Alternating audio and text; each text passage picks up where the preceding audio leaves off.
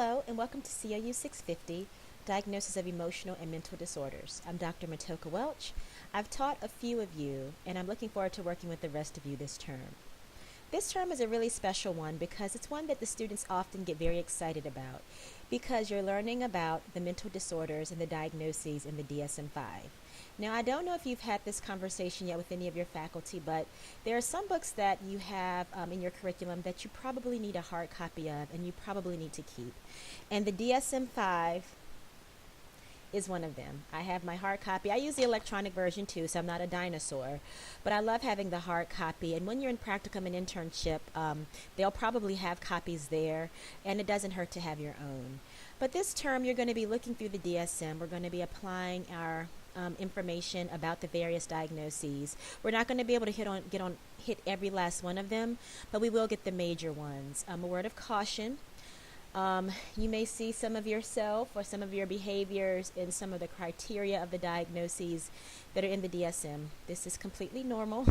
Many students oftentimes look at the criteria for bipolar disorder or depression or anxiety disorder or a lot of things, and they think, oh my goodness, that sounds like me. And something to keep in mind when we're thinking about diagnosing is this is a persistent or sometimes pervasive pattern of behaviors that are interfering with an individual's functioning in their daily lives.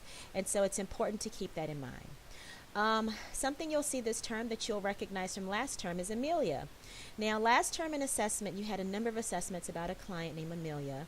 And this term, in addition to that file, you're also getting a case summary. And so what I like to tell the students is think of it as you have those assessments, and the case summary is when Amelia comes into your office and sits across from you, and this is the information that you've gathered from her.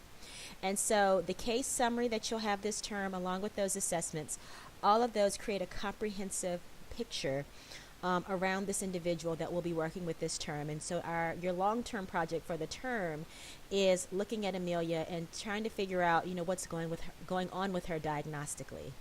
Throughout the term, you'll have various discussions and papers. And so, as I said, I look forward to working with all of you. Please don't hesitate to reach out if you have any questions or concerns. Thanks, and I'm looking forward to a great term.